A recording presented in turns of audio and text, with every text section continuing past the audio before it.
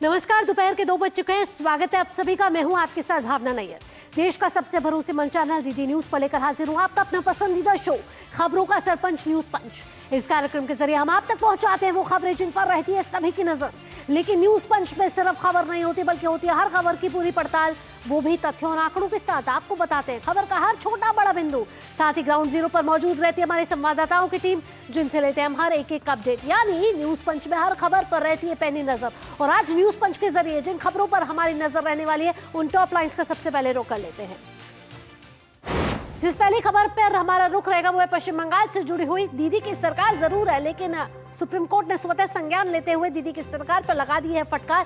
क्या हुआ है ऐसा मामला जहां सुप्रीम कोर्ट को स्वतः संज्ञान लेकर करना पड़ा है राज्य सरकार के ऊपर कड़ी प्रतिक्रिया। जिस दूसरी खबर पर न्यूज पंच में हमारी नजर रहने वाली है वो है अंतर्राष्ट्रीय जगत से जुड़ी हुई। ट्रंप ने ऑपरेशन एपिक फ्यूरी के बाद राष्ट्र को किया है संबोधित, और ट्रंप का अगला प्लान क्या है। हॉर्मुज़ स्ट्रेट को लेकर भी बड़ी बातें ट्रंप ने कही है। क्या कुछ कहा है ट्रंप ने, आई है आपको बताएंगे न्यूज पंच में जब हम इसको विश्लेषण के साथ आपको बताएंगे। और जिस तीसरी खबर पर हमारी नजर आएगी वो है आर्टेमिस 2 मिशन को लेकर। जी आप चांद दूर नहीं है, आर्टेमिस 2 मिशन सफलतापूर्वक लॉन्च कर लिया गया है। कितने यहाँ एस्ट्रोनॉट गए हैं और क्या इस मिशन का उद्देश्य, बताएंगे आपको न्यूज पंच में एक एक करके। खबर को चलिए लेते हैं, शुरू करते हैं। और सबसे पहली खबर जिस पर हमारा रुख रहने वाला है वो है सुप्रीम कोर्ट से जुड़ी हुई। सुप्रीम कोर्ट ने पश्चिम बंगाल के मालदा में न्यायिक अधिकारियों को घेर कर बंधक बनाने को लेकर ममता बनर्जी सरकार को जमकर सुनाया है। इस मामले ने देश की न्यायिक व्यवस्था पर सीधे सवाल खड़े कर दिए हैं। यहाँ एसआईआर के काम में लगे 7 न्यायिक अधिकारियों का घेराव कर उन्हें घंटों तक बंधक बनाए रखने का आरोप लगाया गया है। इनमें 3 महिला अधिकारी भी शामिल थी। इस घटना को लेकर सुप्रीम कोर्ट ने सख्त रुख अपनाया है। चीफ जस्टिस सूर्यकांत ने इसे पूर्व नियोजित और सुनियोजित साजिश करार देते हुए कहा है कि यह न्यायपालिका की सत्ता को खुली चुनौती देने की कोशिश है। तो यहाँ सुप्रीम कोर्ट ने कई बड़ी बातों का जिक्र किया है। साथ ही बंगाल सरकार को यहाँ बड़ी फटकार लगी है। क्या कुछ हुआ है आइए ग्राफिक्स के जरिए आपको बताते हैं। तो बंगाल सरकार को यहाँ फटकार लगी है और एसआईआर में शामिल जो न्यायिक अधिकारी हैं उनका घेराव कल किया गया था। घंटों तक वे फंसे रहे और जब उनकी रिहाई भी हुई मध्य रात्रि के दौरान तब भी उनकी गाड़ी पर हमला किया गया।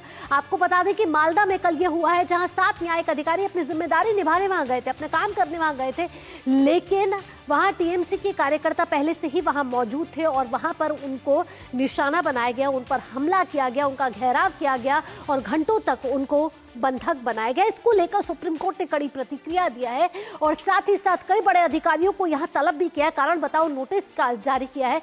रात तक मुख्य न्यायाधीश की नजर इस मामले पर थी, जिसके बाद आज सुबह 11 बजे सुप्रीम कोर्ट ने कड़ी प्रतिक्रिया इस पर दी है। आइए आगे बढ़ेंगे और आपको बताते हैं कि वो 9 मुख्य बिंदु जहां न्यायिक अधिकारी को क्यों बनाया गया बंधक और साथ ही साथ क्या सुप्रीम कोर्ट ने कहा है, ये ग्राफिक्स के जरिए आपको बताते हैं। जो अंतरिम निर्देश आए हैं उसमें अधिकारियों के ठहरने की जगहों पर भी पर्याप्त सुरक्षा मुहैया कराई जाए, ये कहना है सुप्रीम कोर्ट का। क्योंकि जिस तरीके से कल इन 7 न्यायिक अधिकारियों की घेराबंदी की, घंटों तक इनको इंतजार करना पड़ा, इनकी सुरक्षा को लेकर एक बेहद बड़े सवाल यहाँ खड़े हुए। कानून व्यवस्था चरमराई हुई नजर आई। यहाँ मुख्य सचिव, गृह सचिव और डीजीपी को निर्देश जारी किए गए हैं।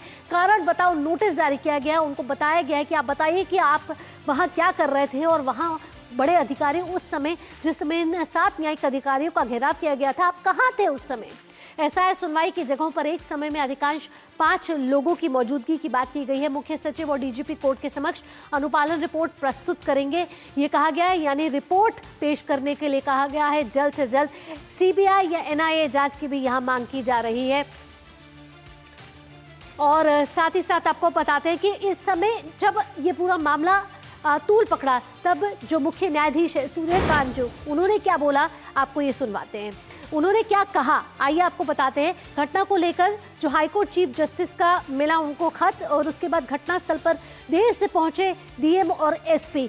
जहां जब 7 न्यायिक अधिकारियों को घेराव किया गया था तब डीएम और एसपी कहां थे, ये सवाल पूछे गए हैं। चीफ जस्टिस ने दी थी घटना की सूचना। साथ ही आपको बता दें कि न्यायिक अधिकारियों को डराने धमकाने की भी कोशिश की गई है। उनकी गाड़ी पर तस्वीरों के जरिए हमने सुबह देखा था कि कैसे शीशे तोड़ दिए गए, न्यायिक अधिकारियों को डराने धमकाने की कोशिश की गई और करीब रात तक उनका घेराव किया गया। रात को उनको अपनी गाड़ी से वहां वापस लौटना पड़ा। तो ऐसे में यहाँ ये कोई आम घटना नहीं है। ये कहना है कोर्ट का कि ये कोई आम घटना की नहीं है, ये सुनियोजित पूर्व नियोजित घटना है और इसकी पहले से रणनीति बनाई गई थी। यह सोची समझी कहीं ना कहीं चाल है और साथ ही साथ पश्चिम बंगाल सरकार को यहाँ बड़ी फटकार लगी है। विकास सारथी हमारे साथ जुड़ गए ज्यादा जानकारी के साथ। विकास का रुख करेंगे। विकास, सुप्रीम कोर्ट ने सख्त टिप्पणी दी है, स्वतः संज्ञान लिया है। अगर क्रोनोलॉजिकल ऑर्डर में कल से देखें, मालदा में जो हुआ मामला, दोपहर से लेकर मध्य रात्रि तक चीफ जस्टिस इस पर कड़ी निगरानी बनाए हुए थे। सुप्रीम कोर्ट को स्वतः संज्ञान लेना पड़ा। कई बड़ी बातों का यहाँ जिक्र किया है कि केंद्रीय बल की तैनाती वहां की जाए, इनको पूरी सुरक्षा मुहैया कराई जाए। चुनाव की तारीख पास है, ऐसे में इस तरीके की हिंसक घटनाएं सरकार पर एक तो बड़े सवाल खड़े करती है, लेकिन सुप्रीम कोर्ट यहाँ जो आगे आगे मुख्य टिप्पणी दी है उन्होंने, ये भी बड़ी बातें हैं। बिल्कुल, देखिए, आप एक दिन पहले ही सुप्रीम कोर्ट जब एसआईआर प्रक्रिया की समीक्षा कर रहा था कि वहां पर कितनी अपीलों का निस्तारण हुआ है, क्या स्टेज है, उस वक्त सभी पक्ष इस बात को लेकर सहमत थे और खुश थे कि उम्मीद ये थी कि 7 अप्रैल तक ये जितनी भी अपीलें हैं जिनके नाम एसआईआर से किसी कारण से काटे गए हैं, उनकी अपीलों का निस्तारण 7 अप्रैल तक हो जाएगा। सभी पक्ष इस बात को सहमत थे। लेकिन कल जो घटना हुई है उसके बाद से सुप्रीम कोर्ट बहुत नाराज है। 2 बातों को लेकर के कोर्ट की नाराजगी है। पहला, कोर्ट का कहना है कि एक तो जुडिशियल ऑफिसर्स को न केवल ये धमकाने की कार्रवाई है, बल्कि सुप्रीम कोर्ट के अधिकारों को भी एक तरीके से ये चुनौती दी गई है इस पूरी घटना के जरिए।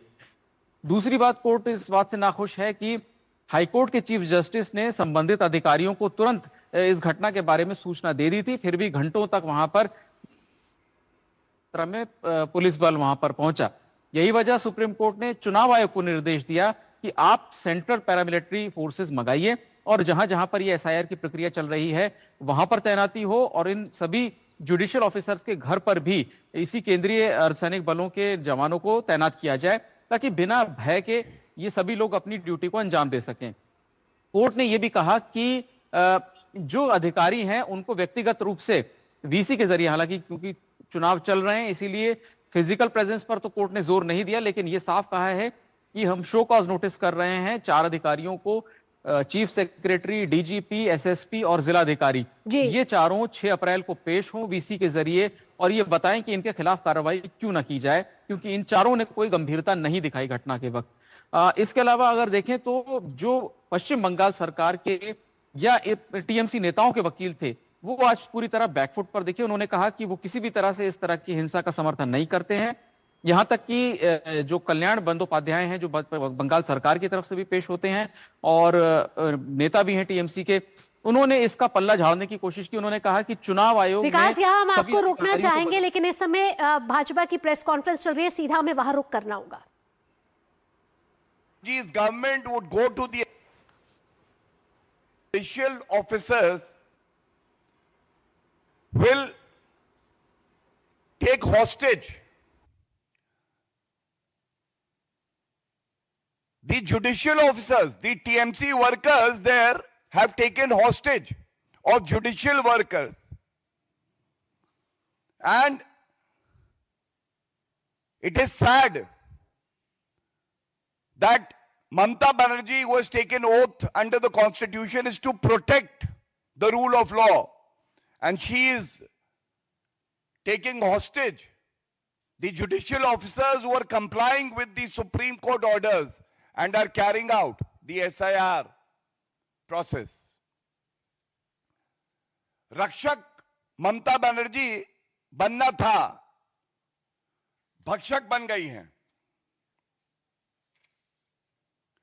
और 7 जुडिशियल ऑफिसर्स जो कि एसआईआर प्रक्रिया में अपना कार्य कर रहे थे, उनको बंधक बनाया, उनका घेराव किया टीएमसी के गुंडों ने। इसमें 3 महिला जुडिशियल ऑफिसर्स भी थी। तो जो ममता बनर्जी जी कहती थी मां, माटी और मानुष, तो 3 जुडिशियल ऑफिसर्स मां, 4 और जुडिशियल ऑफिसर्स जो मानुष और माटी पश्चिम बंगाल की रक्त रंजित करने का, कानून व्यवस्था ध्वस्त कर दें, यह काम ममता बनर्जी कर रही हैं।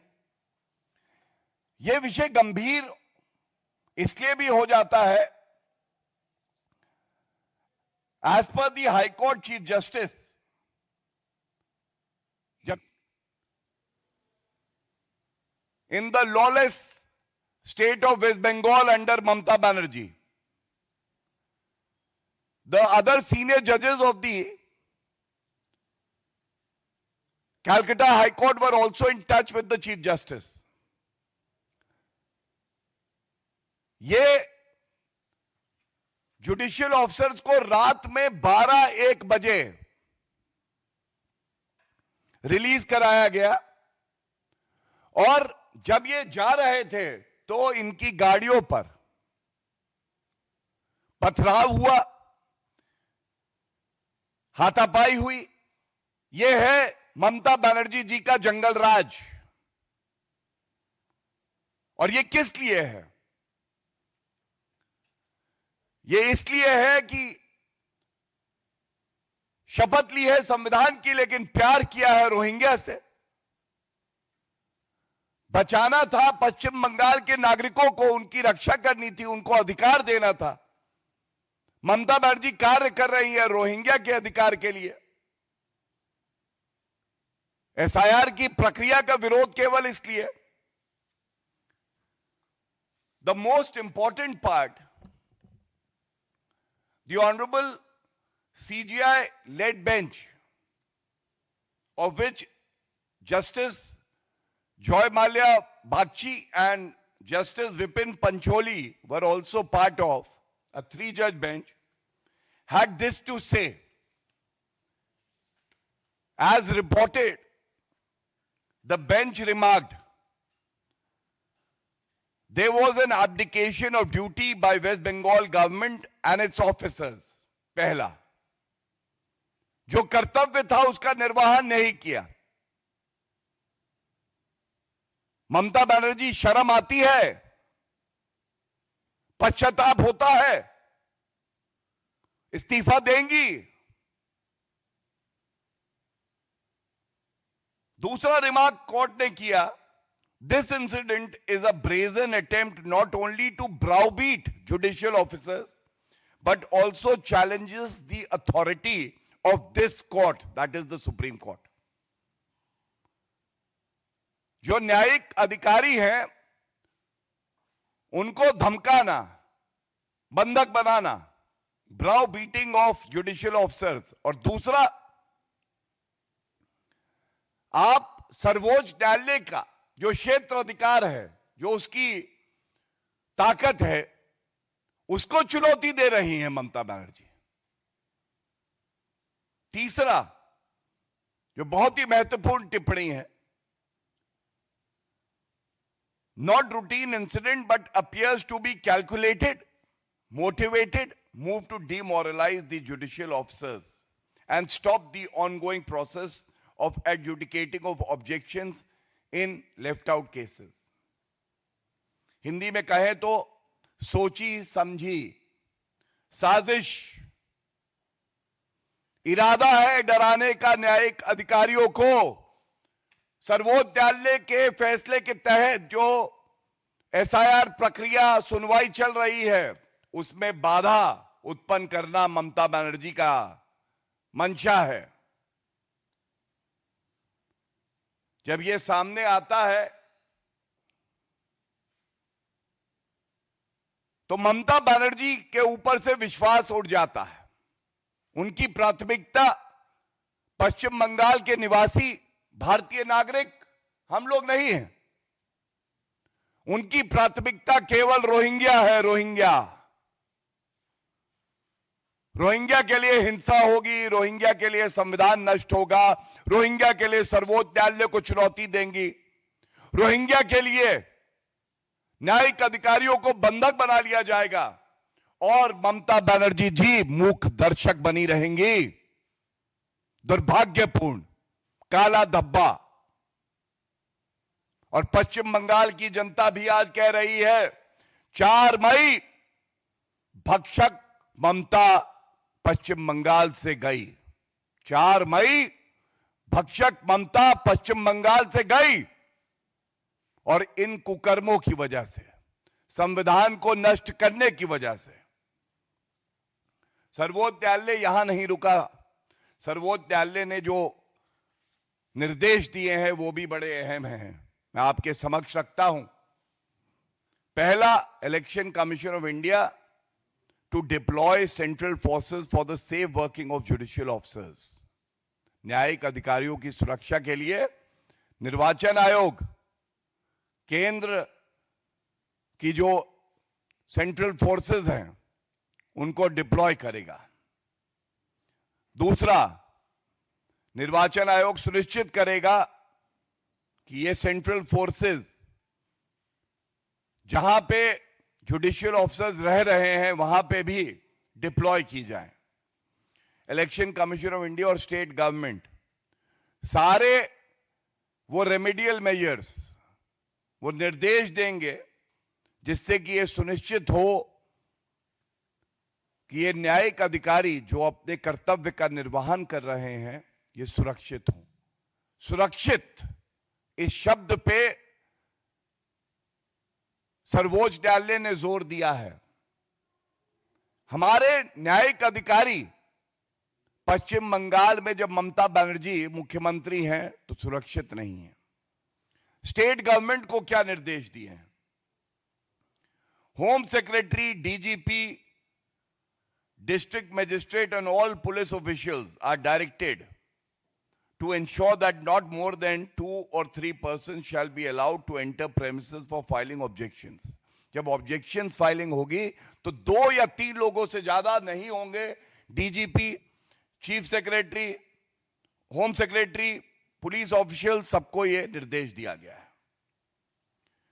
जब तो आप देख रहे थे भाजपा की प्रेस कॉन्फ्रेंस। जो मालदा में कल हादसा हुआ है, सुप्रीम कोर्ट ने स्वतः संज्ञान लिया है। भाजपा टीएमसी पर हमलावर है। भाजपा ने कहा है कि ममता सरकार ने कानून व्यवस्था पूरी तरीके से ध्वस्त कर दी है। जहां ममता सरकार को रक्षक होना चाहिए वे भक्षक होती जा रही है और 4 मई को जनता जनादेश के तौर पर ममता सरकार को उखाड़कर बाहर फेंक देगी बंगाल से। यहाँ हमारे साथ सौरभ दत्ता जुड़ गए हमारे साथ ज्यादा जानकारी के साथ। सौरभ का रुख करेंगे। सौरभ, यहाँ दिल्ली से लेकर पश्चिम बंगाल तक सियासी तापमान गर्म हुआ है। कल जो कुछ मालदा में हुआ न्यायिक अधिकारियों के साथ, यहां सुप्रीम कोर्ट ने स्वतः संज्ञान लिया। भाजपा लगातार हमलावर है। टीएमसी ने अपनी सफाई जरूर दी है लेकिन साफ तौर पर सुप्रीम कोर्ट ने कहा है क्या हम नहीं जानते कि उपद्रवी कौन थे? भावना, देखिए, सुप्रीम कोर्ट ने आज जो कहा है उसी के चलते ममता बनर्जी अभी तीसरी रैली कर रही है, मालदा में ही कर रही है, मालदा के वैष्णव नगर में कर रही है और इन तीनों मंच से लगातार वो सफाई देते हुए नजर आ रही है कि कल की घटना में उनका कोई हाथ नहीं था। पहले तो उन्होंने ये कहा कि ये चुनाव आयोग की वजह से हुआ है। पहला उन्होंने रिस्पॉन्स से पल्ला झाड़ कर ये बात कहा कि चुनाव आयोग की वजह से हुआ है क्योंकि चुनाव आयोग ने मुख्य सचिव, गृह सचिव, डीजी, एसपी, डीएन सबका तबादला कर दिया है। अभी उनके पास कोई इंफॉर्मेशन नहीं आता है, नया सीएस उनसे बात नहीं करते हैं वगैरह वगैरह। फिर जाके उन्होंने बीजेपी को रिस्पॉन्सिबिलिटी ठहराया क्योंकि उनका कहना है कि गृह मंत्री अमित शाह के कहने पर चुनाव आयोग काम कर रहा है और इसीलिए इतने सारे तबादले हुए हैं, उनके पास अभी कोई पावर नहीं है। अब तीसरे जाकर उन्होंने ये कहा कि जो उनके वोट बैंक है उनको उन्होंने कहा कि मुर्शिदाबाद, उत्तर दिनाजपुर और मालदा में जो जिनके नाम कटे हैं, एक तरफ से वो कह रही है कि उनका आक्रोश होना जायज है। साथ ही साथ आज सुप्रीम कोर्ट के फटकार के बाद ये भी आज उनसे सुनने को मिल रहा है, ममता बनर्जी अपने बयान में ये बोल रही है कि आप लोग जुडिशियल ऑफिसर्स को घेराव मत करें, मुझ पे भरोसा रखिए। अगर आप ऐसा करते हैं तो फिर सीबीआई, एएनआई होकर आपको गिरफ्तार किया जा सकता है, फिर आपका आम भी जाएगा, छिलका भी जाएगा। तो ये जो 3 रैलीज में ये जो बयानबाजी है तो कहीं ना कहीं जाके वो डिस्टेंस मेंटेन कर रही है पूरी घटना से, कल जो हुआ उससे। आज भी उत्तर दिनाजपुर में घिरा हुआ है। सौरभ, यहाँ ममता बनर्जी आपने कहा कि 3 चुनावी रैलियों में अपनी सफाई जरूर पेश करती आ रही है, तो ये जरूर है कि ममता बनर्जी के जो टीएमसी के कार्यकर्ताओं ने कल किया है उससे ममता घबरा जरूर गई हैं। तमाम जानकारियों के साथ सौरभ बहुत बहुत धन्यवाद आपका। और अब आपको लिए चलेंगे अंतर्राष्ट्रीय जगत में, जहां मिडल ईस्ट में जंग अब नॉन स्टॉप मोड में पहुंच चुकी है। डोनाल्ड ट्रंप ने बड़ा दावा करते हुए कहा है कि हमले रुकने वाले नहीं हैं और अमेरिका अपने मिशन के अंतिम चरण में इस समय पहुंच चुका है। उनके मुताबिक ईरान के ज्यादातर रणनीतिक ठिकाने अब खत्म किए जा चुके हैं और अगले 2 से 3 हफ्तों की टाइमलाइन दी है, उन्होंने डेडलाइन दी है कि बड़ा हमला अब हो सकता है। ऑपरेशन एपिक फ्यूरी लगातार जारी है और ये साफ संदेश डोनाल्ड ट्रंप के द्वारा दिया गया है कि ईरान को कभी भी परमाणु ताकत नहीं बनने दिया जाएगा।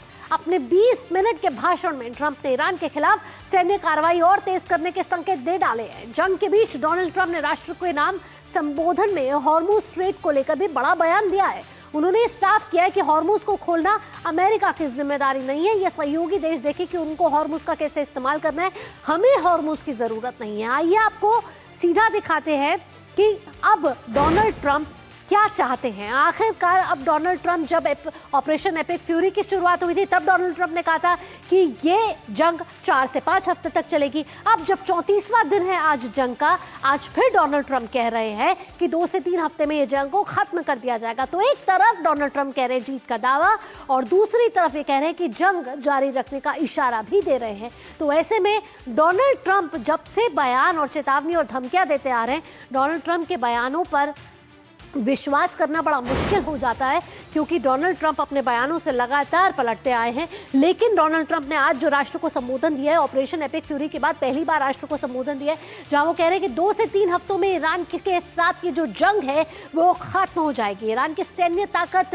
पूरी तरह से ध्वस्त कर चुका है इस समय इजराइल और अमेरिका का ये ज्वाइंट ऑपरेशन, और ऐसी जीत लोगों ने पहले कभी नहीं देखा होगी, ये दावा करना है डोनाल्ड ट्रंप का। तबाह कर दिया है और साथ ही साथ जो रणनीतिक ठिकाने थे उनको भी तबाह कर दिया है। हॉर्मुज स्ट्रेट को लेकर भी उन्होंने बड़े बयान दिए। कमज़ोर पड़ रही है ईरान की मिसाइल ताकत, यानी कि ईरान की जो मिसाइल ताकत थी और जो सैन्य ताकत की थी उसको वो कमज़ोर कर चुका है, सैन्य ठिकानों को वो ध्वस्त कर चुका है।